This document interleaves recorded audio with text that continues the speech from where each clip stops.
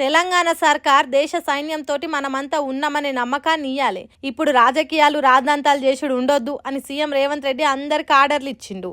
Operation Sindoor మీద సమీక్ష సమావేశం పెట్టిన సీఎం అర్జెంట్ అవసరాల డ్యూటీలు చేసేటోళ్లు సెలవులను రద్దు చేసిండు.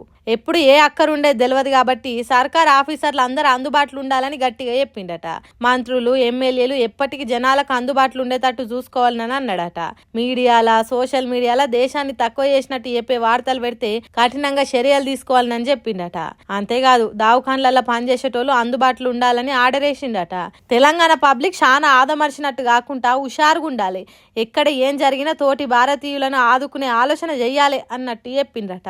రెండు దేశాల నడుమ ఎప్పుడు ఏం జరిగేది తెలియదు కాబట్టి దేశానికి మనం అండగా ఉండాలని కోరిండట. సర్కారు ఇట్లుంటే రాజకీయ లీడర్లు కూడా సైన్యానికి సంపూర్ణ మద్దతు తెలుపుతున్నారు. మాజీ ముఖ్యమంత్రి కేసీఆర్ కూడా మన సైన్యం చూపెడుతున్న ధైర్యానికి నేను గర్వపడుతున్నా.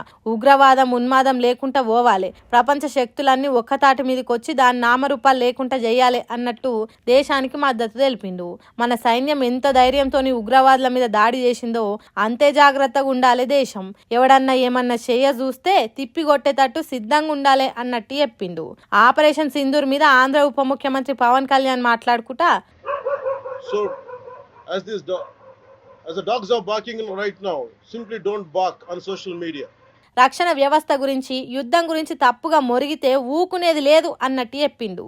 ఇదే ముచ్చట మీద హైదరాబాద్లో ఉన్న గోషామహల్ ఎమ్మెల్యే రాజాసింగ్ మాట్లాడుకుంటా ఇప్పుడు ఒక మంచి సమయం, ఇవాళ భారతదేశం అందరు కూడా అనుకుంటున్నారు ఇప్పుడు పాకిస్తాన్తోని అటు ఇటు మనం ఒక యుద్ధం చేసుకోవాలని అందరు కూడా అనుకుంటున్నారు. అందుకోసం ప్రధానమంత్రి మోదీ గారితో ఒక నివేదిక యుద్ధం స్టార్ట్ చేయండి.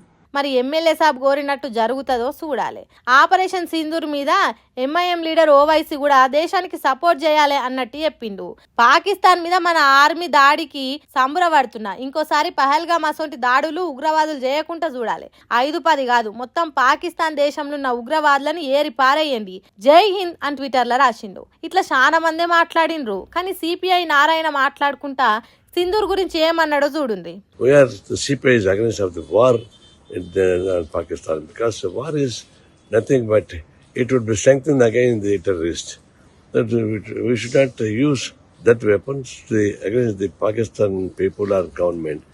Then terrorism will be strengthened. ఇన్నరా పాకిస్తాన్లో ఉన్న ఉగ్రవాదుల మీద దాడి చేసుడు మంచిగానే ఉన్నది కానీ ఆ దేశం మీద యుద్ధం చేసుడు మాత్రం మంచిది కాదంటున్నాడు. ఒక దేశం మీద యుద్ధం వేరు, ఉగ్రవాదుల మీద దాడి వేరు. కాబట్టి పాకిస్తాన్ కూడా ఉగ్రవాదులను పాలు పోసి సాదుడు బంద్ పెట్టాలి అన్నట్టు చెప్పిండు.